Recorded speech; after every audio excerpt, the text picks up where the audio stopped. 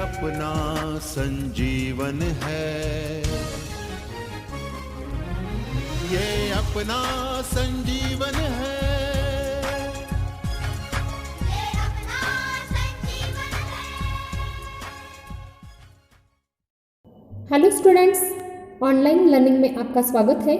आज हम हिंदी रिमझिम कक्षा 5वीं पाठ क्रमांक 13 स्वामी की दादी यह पाठ पढ़ने जा रहे हैं। यह पाठ R.K. नारायण इन्होंने लिखा है, लेकिन इसका हिंदी अनुवाद मस्तराम कपूर इन्होंने किया है। तो बच्चों, आपके घर में बहुत सारे सदस्य रहते होंगे, जैसे कि मम्मी पापा, दादा दादी, भाई बहन, अंकल आंटी। लेकिन बच्चों, आपको जब सवाल पूछा जाता है कि इन सब में से आपको सबसे ज़्यादा कौन प्यार करता है, तो आपके मुंह में जवाब आता है कि दादा दादी। तो बच्चों, आज हम जो पाठ पढ़ने जा रहे हैं स्वामी की दादी, इस कहानी से स्वामीनाथन और उसकी दादी के आपसी प्यार लगाव को चित्रित किया गया है। कभी स्वामीनाथन अपने दोस्तों राजम और मणि की कहानी सुनाता है, तो कभी दादी स्वामीनाथन को उसके सब मैजिस्ट्रेट दादाजी की बहादुरी की कहानी भी सुनाते हैं। तो बच्चों, इस पाठ से अपने बुजुर्गों के प्रति सम्मान और आदर का भाव रखना चाहिए, उनकी देखभाल करनी चाहिए। उनके सानिध्य में रहकर हम प्रेरणादायी कहानियाँ सुन सकते हैं। हर अच्छे बुरे में फर्क को जानकर अपने व्यवहार और व्यक्तित्व को बेहतर कैसे बनाना है, यह इस कहानी से बताने का प्रयास किया है। तो चलो देखते हैं कहानी। पाठ क्रमांक 13 स्वामी की दादी। बैठक और भोजन कक्ष के बीच कम हवादार अंधेरे गलियारे की बंद सी कोठरी में स्वामीनाथन की दादी अपने सारे सामान के साथ रहती थी। उनका सामान था 5 दरियों, 3 चादरों, 5 तकियों वाला भारी भरकम बिस्तर, पटसन के रेशे का बना एक वर्गाकार बक्सा और लकड़ी का एक छोटा बक्सा जिसमें तांबे के सिक्के, इलायची, लौंग और सुपारी पड़े रहते थे। देखो बच्चों, स्वामीनाथन की दादी जो थी वो कहाँ रहती थी, घर में किस कमरे में रहती थी और उसका सामान कौन कौन सा था, यह इस परिच्छेद से देने का प्रयास किया है। देखो, बैठक और भोजन कक्ष। बैठक यानी जो हॉल होता है जहाँ पर बाहर के या घर के लोग बैठते हैं, टीवी वगैरह होता है, उसे कहते हैं बैठक कक्ष। और भोजन कक्ष भी आपको मालूम होगा, डिनर रूम हम बोलते हैं, जहाँ पर हम बैठकर खाना खाते हैं, उसे भोजन कक्ष है। उसके बीच जो कम हवादार अंधेरे गलियारे की बंद सी कोठरी यानी छोटा सा कमरा था, जहाँ पर स्वामीनाथन की दादी, वहाँ पर उनका सामान था और वहाँ पर वो रहती थी। उनका सामान क्या क्या था, देखो यहाँ पर चित्र में भी दिया है।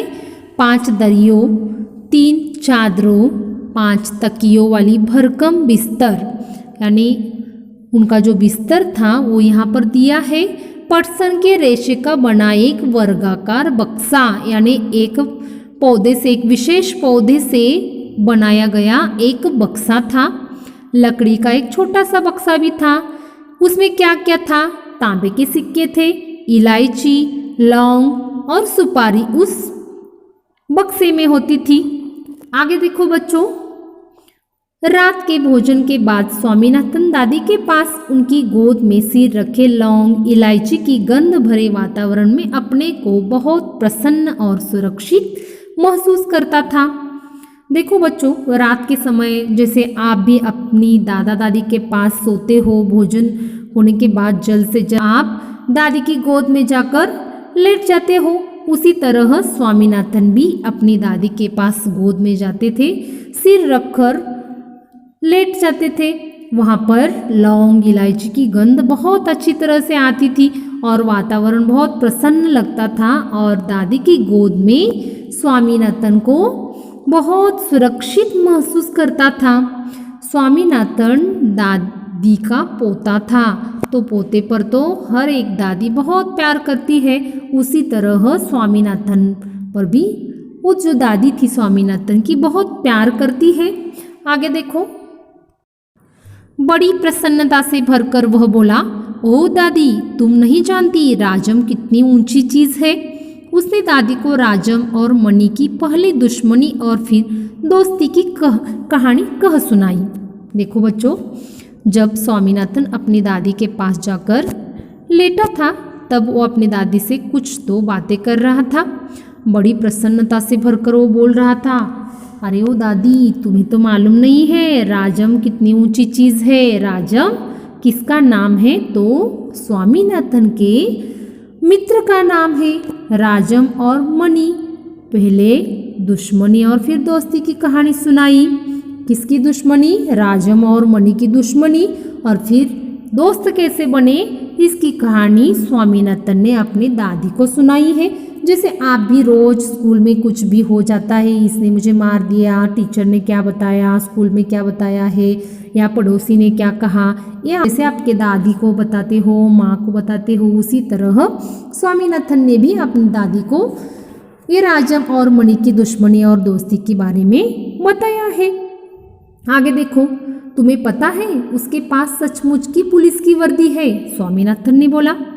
देखो बच्चों, किसके पास पुलिस की वर्दी यानी पोशाक, पुलिस का पोशाक किसके पास है? स्वामीनाथन ने कहा कि राजम के पास सच में पुलिस की वर्दी है। देखो आगे, सच, उसे पुलिस की वर्दी क्यों चाहिए? दादी ने पूछा। दादी ने भी पूछा कि क्या उसे पुलिस के वर्दी की क्या जरूरत है? आगे देखो क्या जवाब देता है स्वामीनाथन। उसके पिता पुलिस अधीक्षक है, वह यहाँ की पुलिस के सबसे बड़े अफसर हैं। दादी काफी प्रभावित हुई, उनका सच में काफी बड़ा दफ्तर होगा, उन्होंने कहा। फिर उन्होंने उन दोनों की कहानी सुनानी शुरू की जब स्वामीनाथन की दादा रौबदार सब मजिस्ट्रेट थे, जिसके दफ्तर में पुलिस वाले कांपते हुए खड़े रहते थे। देखो बच्चों, जब स्वामीनाथन ने कहा कि स्वामीनाथन का जो मित्र था राजम, उसके पिताजी कौन थे? पुलिस अधीक्षक थे, इसीलिए उसके पास पुलिस की वर्दी थी। वह यहाँ की पुलिस के सबसे बड़े अफसर है। कौन अफसर है? राजम के पिताजी। दादी भी बहुत प्रभावित होकर ये सब सुनने लगी। उनका सच में काफी बड़ा दफ्तर होगा, दफ्तर यानी ऑफिस।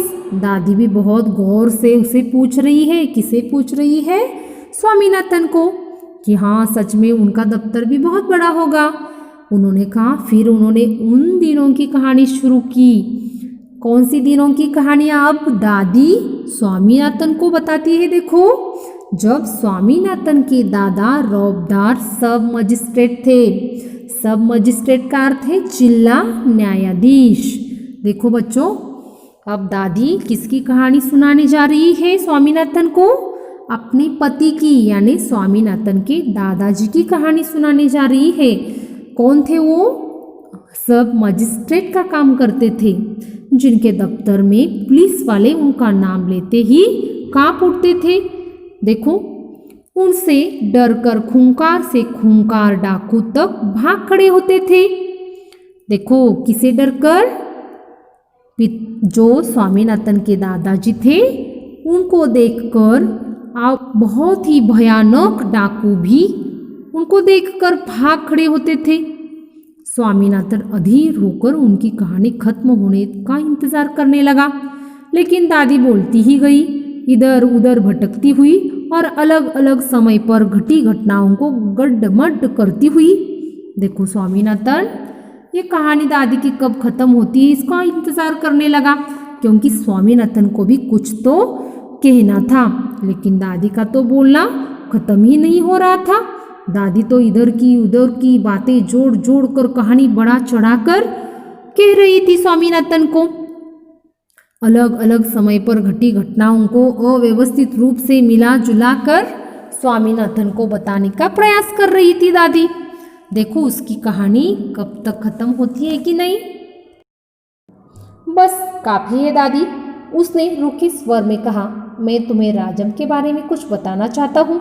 जानती हो उसे गणित में कितने नंबर मिलते हैं? देखो बच्चों, स्वामीनाथन दादी की कहानी सुनकर अभी थक गया है। वो कहता है कि अभी बस भी करो आपने दादाजी की कहानी, मुझे भी कुछ तो बताना है। मैं राजम के बारे में कुछ बताना चाहता हूँ।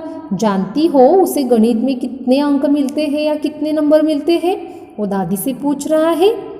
दादी जवाब देती है, देखो सारे नंबर मिलते होंगे, है ना? दादी ने पूछा।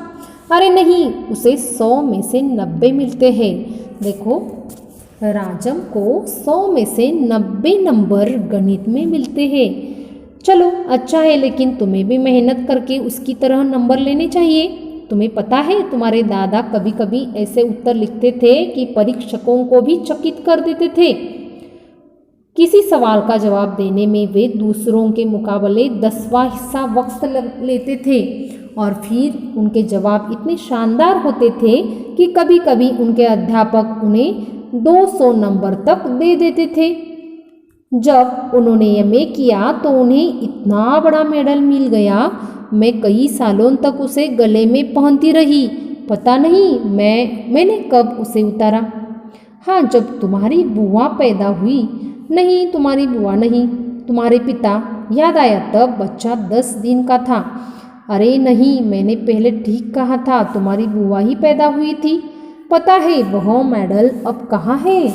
मैंने अब तुम्हारी बुआ को दिया और उस बेवकूफ़ ने उसे गलवाकर 4 चूड़ियाँ बनवा ली, और वह भी इतनी मामूली सी चूड़ियाँ कि मैं हमेशा कहती रही हूँ कि हमारे परिवार में उस जैसा महामूर्ख कोई नहीं। और देखो बच्चों, जब स्वामीनाथन को राजम के बारे में कुछ तो बताना था और वो बता भी रहा था कि उसको गणित में 100 में से 90 अंक मिलते हैं, लेकिन दादी चुप नहीं रहती है।